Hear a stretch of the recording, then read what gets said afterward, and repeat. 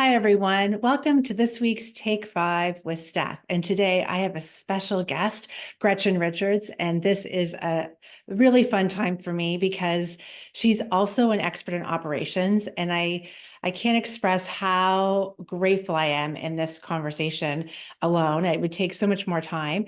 How much fun it's been to collaborate with her as part of the Allen Clarity Collective. And it's just been a wonderful experience having someone that speaks my language and can translate it to the world with me. It's really fun. And so we're working on a trend report that you've heard me talk about leading up to this. And we're going to talk a little bit about that, elements of that today. And then you'll have a chance to raise your hand, share with us if you want to see it in the comments after you listen to this recording, or if you're watching it live or if you're watching the replay. Okay, thanks everyone. So Gretchen, over to you. Why don't you tell us a little bit about you? And then we're going to jump into our topic today, which is all about how there's been a change in the landscape about team development. So, but let's start with you telling us a bit about yourself, and then we'll jump right in. Thanks, Stephanie. Yeah, it's been a pleasure working with you. I really enjoyed it as well. So I have a company called Dynamic Business Capabilities, and it's really focused on helping small, growing companies put their systems and structures in place to really support their growth while still being flexible because they are small companies, and that's one of the advantages that small companies, I think, bring to their customers is that flexibility. Mhm. So I help with everything from how do I manage my staff and hold them accountable? How do I manage my information and get the information I need to make good decisions to how do I keep my quality consistent so that my customers are happy and my brand stays true to what I want it to be? So, any of those things and just sort of help improve the profitability of the service delivery, make sure they're doing it in a way that's efficient and gives them as much money as they can to put back into the business. Well, that sounds like a great thing, and we're really happy to have you here today to talk about it. So let's talk Thanks. a little bit about what we're noticing in team dynamics, because you and I have been partnering on this a lot recently, which is helping companies develop their team, whether that's nurturing their growth or helping them with hiring strategies to make sure that they have the right plans in place and they're getting the right people on the team. Why don't you start by sharing what have you seen as the biggest shift, say, since 2020? I know we're going to go back that far, but I think that's when we started to see those shifts. So tell me a bit about like the big thing you're noticing overall for people to understand what's happening. I think the big shift since 2020 and the pandemic is, people have shifted to this remote workforce. And when people first started going remote, I think everyone thought like, this is great. This is wonderful. Like I don't have to commute. I can get, hours of my day back in some cases. But I think the thing that people missed was that you had a workforce that had a good, solid team dynamic established. Like people had been in the office together, they did know each other, they had those kind of casual conversations with each other. And so it worked, going remote worked. And it, if anything, I think productivity kind of went up because people had the extra time Mhm. and the extra flexibility. But I think that as time has gone on, and you have 4 years of new people coming on board that, didn't have that team dynamic, you have 4 years of people leaving, you have 4 years of all of this change. Now you have people who have never potentially met anybody that they work with in person. And, unless the companies have been really proactive in doing things to kind of keep that team dynamic high, and to keep those relationships really solid, I think you're seeing sort of almost across the board a diminishment in the team dynamics. And I think how that sort of materializes is that there's less sort of collaboration on doing things. And because there's less collaboration, people aren't really learning from each other. I think there's a lot of sort of on the job training and learning that we get when we work with other people and we're like, oh, that was a good idea. Mhm. um, so I think you're beginning to see some people feel like they're not getting the advancement they need, or they're not getting the skill growth that they thought that they would get or they just aren't as connected to the company, so it's easier to leave. I think you're seeing it kind of materialize in a number of different ways. Mm-hmm. It's a really fair observation for especially businesses that weren't working remote and then have moved to more of a remote or hybrid setup. Mm-hmm. And it was almost like in 2020 when the pandemic hit, we were sort of forced to test it out. And you either decided to keep elements of it or go right back to in person. And there's like lots of conversations that happened when that was happening in the world. But we're going to talk about the changing team dynamic here. And as I listen to you, I'm thinking there's a lot more focus needed on communication and how we communicate, and thinking more about that versus the method of communication. So you almost have to start with like, what's important that we collaborate on? What's important that everyone knows is happening? And then you can layer on the systems and the tools remotely to foster that. But I don't think people necessarily had to think about that before. It was, human to human interaction. It all just kind of organically happened. And so if you weren't thinking intentionally about communication, it can feel like a big shift. Are you seeing that? And what are your recommendations if that's the case? Absolutely seeing that. And I think you're right. I think we felt like a lot of these communications just sort of happen naturally. And I think part of that is because we had that proximity with the other person, but I think part of it is that it's the patterns of communications that we have observed and therefore so kind of followed, right? There's the Mhm. running into somebody in the break room when you're getting your coffee or your tea. There's, you know, different just turning around to the person next to you and saying, hey, can you just check this email before I send it, right?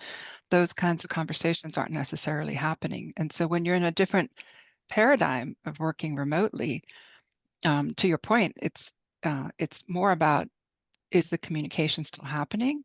And how do I shift it from my old method to my new method, right? So I think that's kind of a good exercise for people to go through and say, hey, I used to do management by walking around.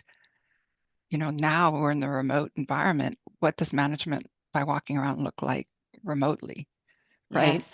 And how Yeah. can I kind of check in with my staff and see, like, are they stressed out? Are they frustrated? How are they doing? What are they working on, right?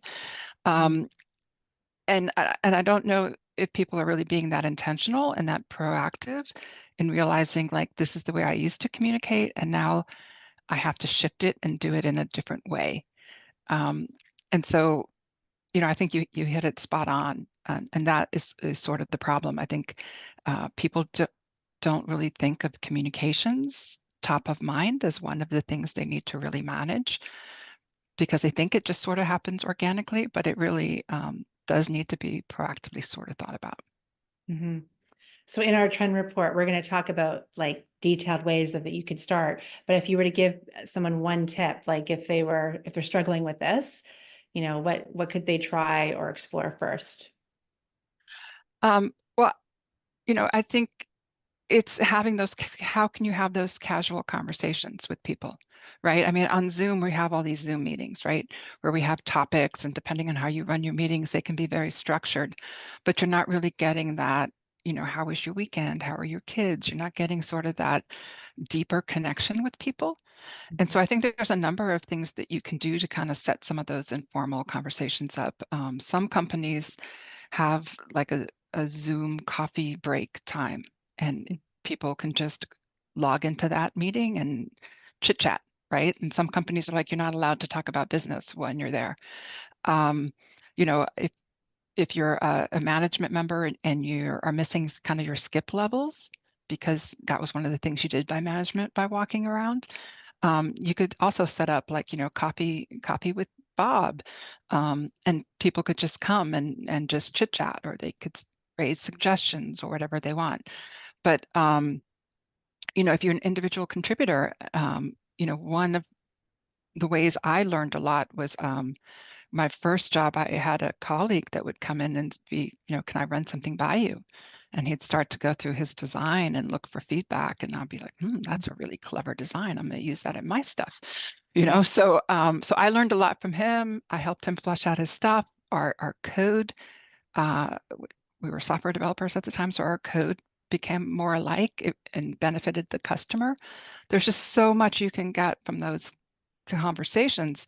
So I think looking at how you can do those via Zoom or via whatever you use, um, even just texting somebody and saying, hey, you've got a few minutes, and just having like impromptu pop-up meetings as opposed to waiting for like a scheduled meeting with an agenda. Yeah, that would work. Some of the conversations I'm having with CEOs is I'm asking them, what does their ideal team dynamic look like to them? Because if we can figure out what they envision and what they want to see, then we can design the collaboration and the approaches around that. And then everything is aligned and works together. So that's one thing. A couple tips I'll just add on to that, because I think open doors on Zoom or a Zoom coffee is a great thing. I've seen that work really well. But I've also seen remote companies plan an annual business retreat where it is fun and planning and learning development all in one, and everyone Yes. meets up in one location. And I have seen the effects of how culture and collaboration and openness to try new things goes up exponentially as a fractional COO coming in and supporting the team. If I'm with them, I'm usually with them before and after that experience. It's been amazing to see how everyone's all in optimizing and streamlining things with me after they've had that moment. So even just annually doing something like that is great. And then doing virtual town halls on a quarterly basis for your team to like contribute and knowledge share together is another way I've seen to keep that camaraderie and collaboration going and still have an effective meeting regarding business at the same time. And the last I, thing I'll just add is that, leaders have to have more attention on communication and making sure they're taking care of the people and understanding them. And so I think this team dynamic shift is also putting new demands on managers and leaders. And that's a whole other yes. topic, but I think that that's Yeah. working with the CEO, their vision of what a great team looks like to them, and then supporting and training the leaders and managers to be ready to foster that. I think then you could have some great improvement within 3 to 6 months easily. What do you think? Absolutely. I think it's just like you said, it's being more intentional about what you want to communicate, having those goals mapped out, and how do you want your teams to interact, and who amongst your teams do you think it's important to interact, right? Especially, sometimes the senior people remotely aren't interacting with the more junior people, and sometimes you really want to foster that so that there is that mentoring and there is that sort of career growth, right? So I think you laid out the steps very well. It's, what is it that you want to achieve? And let's put a plan together for it, and let's be intentional, and let's, share those goals with the management team and with the people, and, find ways that we can take the ways we used to communicate when we were face to face and do it remotely. And if you can get together in person, I mean, that's just great. I mean, I've seen things when people get together, they haven't met before, but they've known each other for years, and they're like, oh, I didn't know you were so tall, or I didn't know this. And there's Yeah, this sort of this joy that you have this extra level of connection, and you can kind of, sense the person's energy in a way that you couldn't over Zoom. So, if that's, if you're kind of local, doing like regular get-togethers like once a month or something is definitely going to be a value add. If you're spread out geographically, then maybe your once a year idea, it depends on each situation is going to be a little different. You can tailor your needs, but yeah, there's nothing that can replace the face-to-face. yeah, I agree. That's a really good point. Well, I think that's a great way to wrap this up with that summary from you. Thanks so much. If anyone has questions for Gretchen, let us know in the comments. And as you can tell a little bit from this conversation, we collaborate a lot together and spitball off each other, and it's a lot of fun.